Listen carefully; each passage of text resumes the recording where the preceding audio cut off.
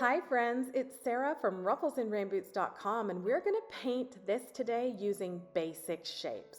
If you would like to learn how, boop, just stick around. As always, please give this video a like so I know you're here. So this is in natural light, it's unedited. You can see that this red really pops. I'm going to share a couple techniques and literally how to draw this gnome using just basic shapes. So I just sketched out a couple of things and I thought this one would be easiest because number one, it's a lot of color using basic colors like gray and white. I'm using plaster, and then red, yellow, and green for the Christmas lights, blue for a background. I'm also going to be using black. So I'm also going to be using a black marker or paint pen. I have a palette, a set of paintbrushes, a pencil, and whatever it is you want to draw on. I have wood blanks here, canvas, whatever it is. You could paint this on a pizza pan. All right, so I'm going to take off my string and I'm going to sand it because it is wood. We don't have to seal it because we'll be layering the color. This is the easy part. You're just going to make 4 descending size circles. That's it, and you're going to repeat it on the other side. But remember when you're drawing them that their feet are going to be floating. And that just means don't draw the feet all the way to the bottom. That's it. So I want the nose to be pretty prominent, so I'm going to split the difference between the 2 feet, and I'm going to draw a large oval. You can see I erase, I make mistakes, but you're just making an oval, and you're just going to try and center it. Mine's not centered. So when I'm drawing weird shapes like a kidney bean for a foot, I'm going to use little tiny dots. Again, I want these feet to be floating because we're going to put them on a bed of snow.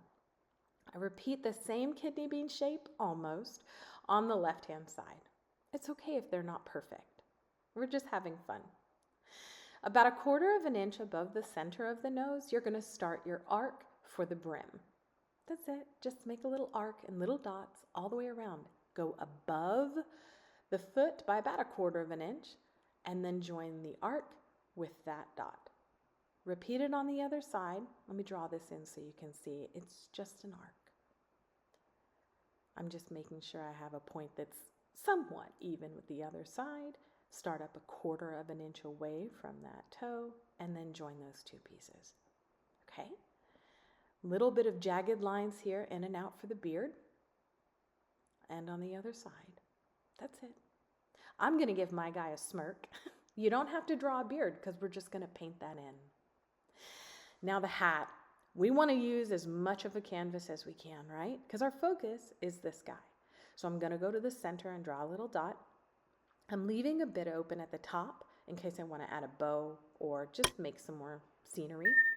And I'm going to join that dot just on the inside of my brim. That's about 1/2 inch. So I don't want to go all the way to the edge of the brim because on both sides, I want blue sky showing.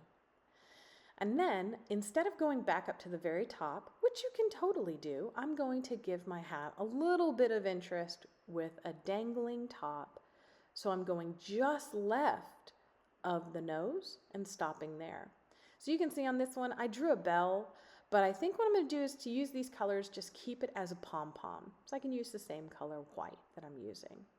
So I draw a small circle for a pom-pom, and then I'm going to just arc those 2 lines together. And then I'm also going to create an arc from this top center point to the pom-pom. Now, I stop here because I hate it. I think it's not proportional. So I'm going to erase this and I'm going to drop the pom-pom down and I'm going to make it a little bigger. Okay, and I'm also going to put the pom-pom right in front of the hat. So it's covering a little bit of sky and it's covering a little bit of hat. So you can see I'm erasing, and if you have erase marks on your canvas or on your wood, don't worry, we're going to paint over them. It's fine. So I'm going to redraw my little pom-pom, and that will end up being just a smidge bigger than we're making it here. So just keep that in mind, but just a circle. And that's the base for our entire picture. If you want to add on these cool Christmas lights, I just pretended that it started behind and went and wrapped around the front. I pretended it went around this side, came out from the side, and wrapped around the front.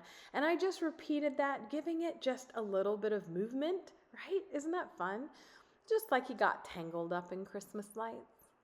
All right, so I'm going to go over, bringing that top over the back, and then coming out and ending at the pom-pom. See? Isn't it fun? It's just going to be cute, and it has a lot of like visual interest. But I end up moving this so it's a little bit of center, so I can like split the center of the hat a little bit better. There you go. That's our picture. I would recommend at this point to take a picture. So this is me recording my imagery. This is me recording it on my other phone, just to be sure that I can come back to these outlines. Because right now we're about to fill in the outlines with the cream or whatever light color you're using. So this allows our colors to really pop, and with wood, it also allows us to have less of our expensive paint soaked up, right? So I'm going to outline the entire thing. I stay somewhat inside the lines because when you outline, you don't need to paint everything perfectly. Your outline is going to cover these spaces. So what you can see here, getting close up, not perfect. And if you cover your Christmas lights or cover some detail, don't worry about it. You have your picture to refer back to. So I'm just going to add in a bit of white and let that dry. So in my attempts to let that dry, I'm going to paint the background. You can do one or two coats of this. I'm going to use a somewhat square tipped brush. You can use an angled brush as well, but basically I like to use these brushes when I'm trying to stay away from something because the angle of the brush does all that work for me. So again, this is just square tip.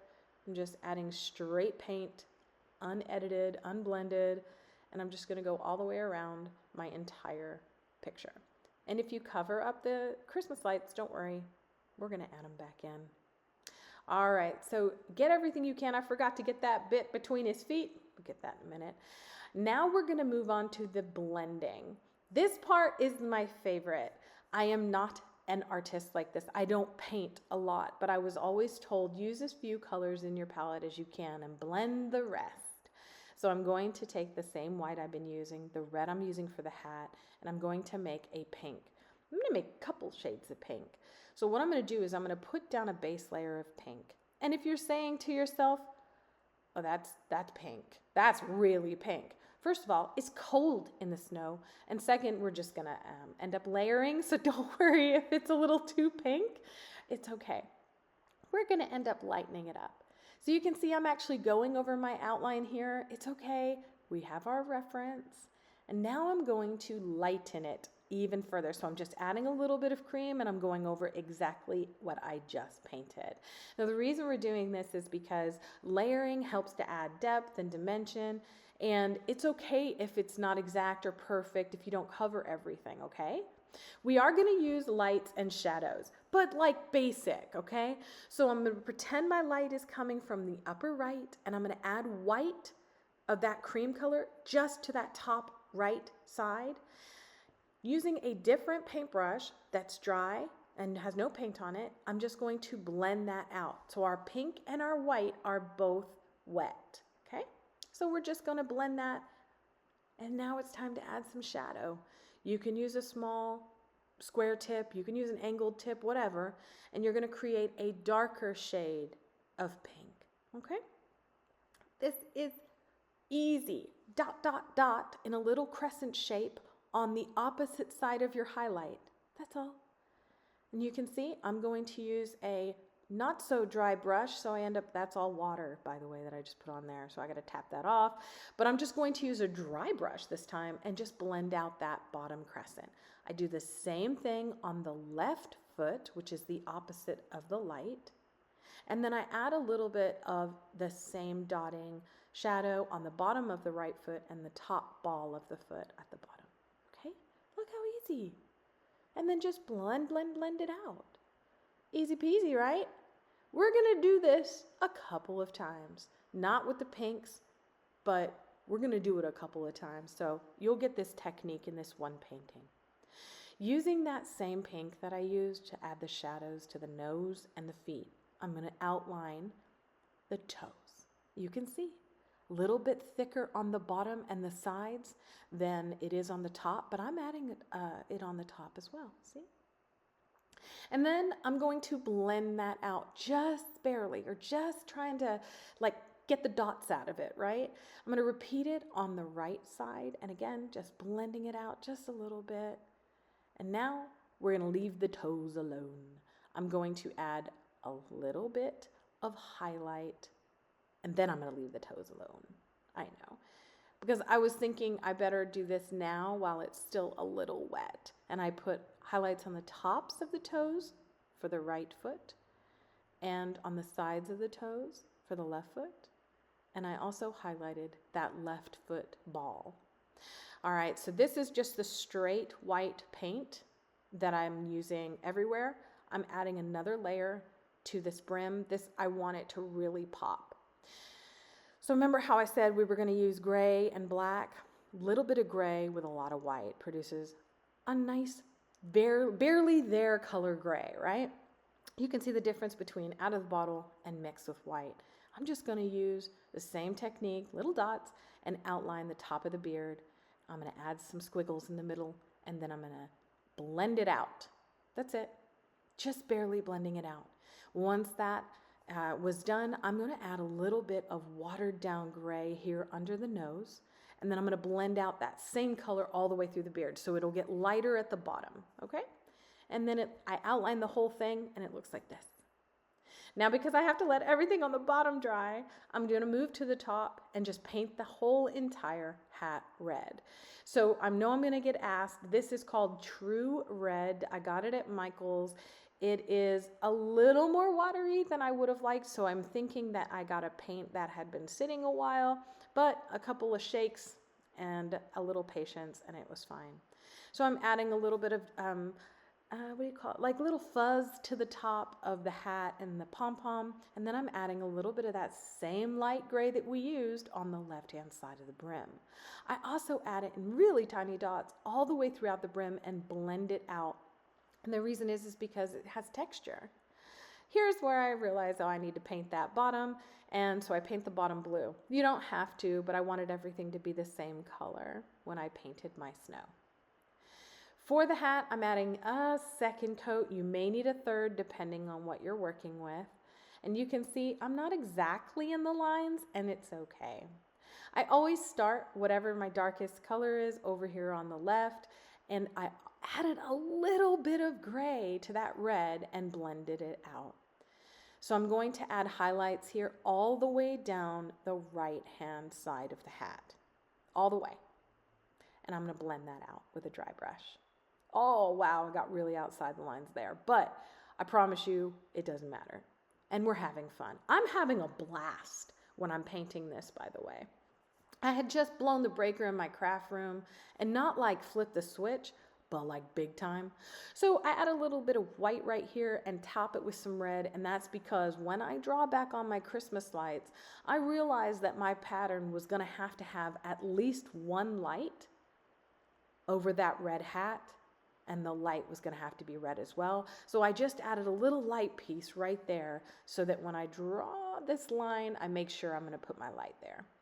All right, so as I mentioned, I'm going to be using a Posca, but for the Christmas lights, I want a fine liner and I want black paint. And the reason is because it's not going to be exact. It's not going to have to be the same width everywhere. You can see in some places I made it a little thicker, some places I made it a little thinner.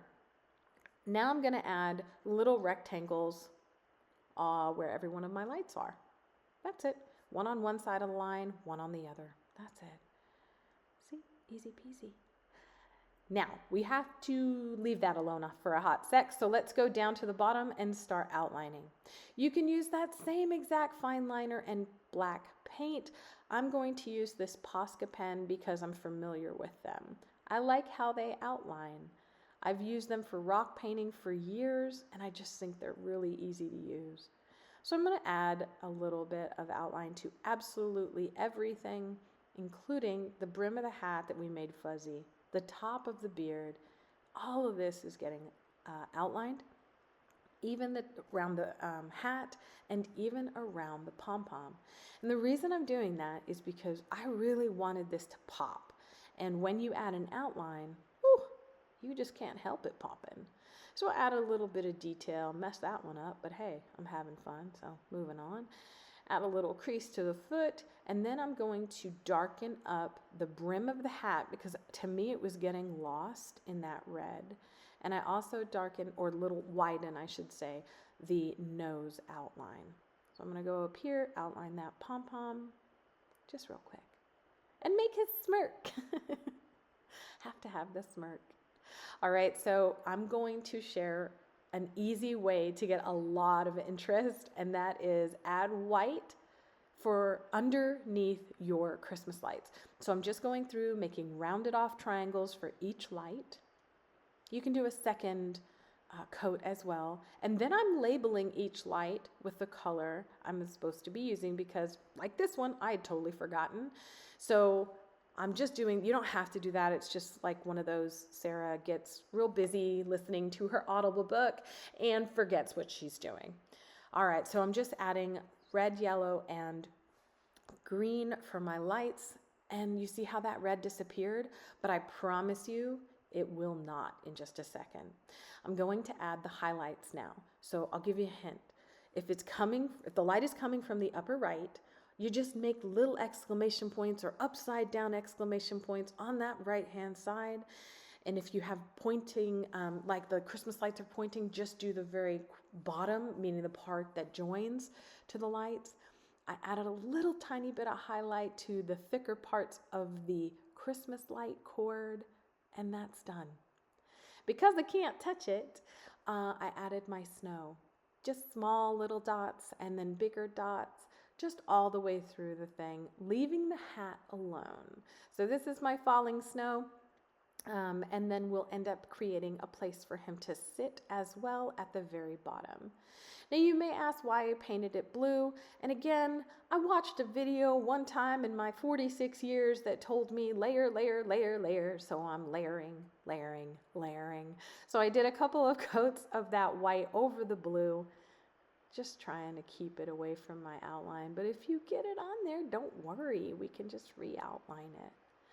Now that my hat was semi-dry, I added my snow over the hat, and then I outlined all the Christmas lights, which makes them stand out like nothing else.